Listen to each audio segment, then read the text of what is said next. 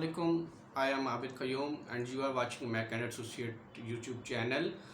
In this video we will talk about trademark renewal and its duration, expiry and validity. So starts from the duration of a registered trademark कि एक trademark कितने अरसे के लिए valid होता है after once getting its registration. तो बात करते हैं कि एक जो ट्रेडमार्क रजिस्टर्ड हो जाता है वो किस डेट से रजिस्टर्ड होता है और कितनी देर के लिए रजिस्टर्ड होता है। कोई भी ट्रेडमार्क जो ट्रेडमार्क रजिस्ट्री करती है वो फॉर 10 ईयर्स वो वैलिड होता है। मीन्स कि उसकी जो वैलिडिटी का पीरियड है आफ्टर इट्स रजिस्ट्रेशन वो 10 ईयर्स है। 10 ईयर्स के बाद you have to get it renewed from the trademark registry again. उनकी जो भी फ़ीस है वो मैं आगे अभी चल के बताता हूँ।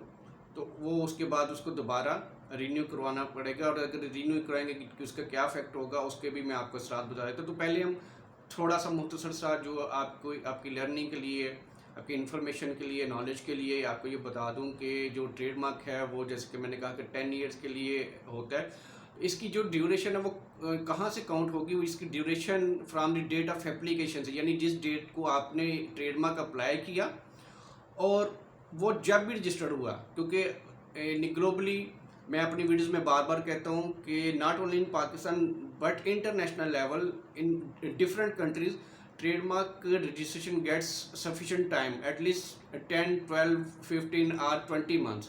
पाकिस्तान में नॉर्मली 15 to 20 months इसकी ड्यूरेशन है रजिस्टर्ड होने की, इन केस अगर आपको कोई अपोजिशन नहीं आती है।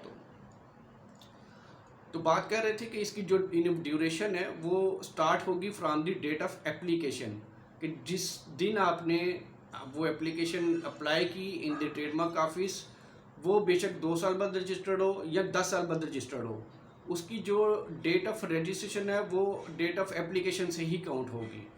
तो आपने हमेशा ये माइंड में रखना है कि जिस दिन आपने अप्लाई किया वहाँ से आपने ये नहीं काउंट करना। ये नहीं करना कि जी हमें सर्टिफिकेट, हमने तो किया था 2020 में तो हमें सर्टिफिकेट इन्हें वो मिला 25 में, 2025 में, तो अब हम जो हमारी इसकी वैलिडिटी है वो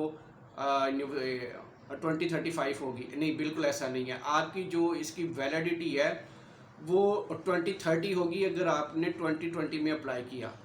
ठीक है, तो इस चीज़ का हमेशा आपने ख्याल रखना। अभी बात रहेगी कि इसकी जो फीस है वो अभी के सूरत हाल में वो 15,000 गवर्नमेंट की फ़ीस है for getting the renewal application.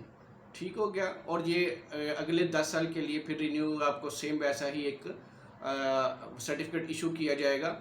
और अब बात करते हैं कि क्या ये इंटरनेशनली भी ऐसा ही है, इतना ही अरसे के लिए होता है? तो इन 99% cases we can say all over the world the duration और the validity of a trademark is almost same which is 10 year. तो 10 ईयर से कम ऑलमोस्ट कहीं भी नहीं है। तो now we come to the renewal आपको जो है वो करवानी पड़ेगी आफ्टर 10 ईयर। जब भी आपका एक्सपायर हो रहा हो, उसकी वैलिडिटी एक्सपायर होने से हम 6 महीने पहले अप्लाई कर सकते हैं, या एक्सपायर होने के विद इन 6 मंथ भी हम अप्लाई कर सकते हैं।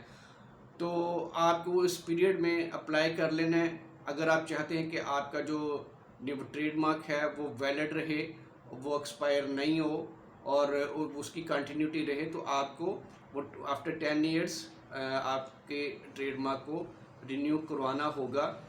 और इसके अफेक्ट जो हैं, अफेक्ट अगर आप इसको रजिस्टर्ड नहीं करवाते तो affect of failure to get renewal of registered trademark, तो वो सिंपली ये है कि अगर आप ऐसा नहीं करते, आपका ग्रेस पीरियड है लॉ में, वो ग्रेस पीरियड भी गुजर जाता है, तो उसके बाद आपके ट्रेडमार्क को ट्रेडमार्क के सेट जो रजिस्ट्रार है वो अपने जो उनका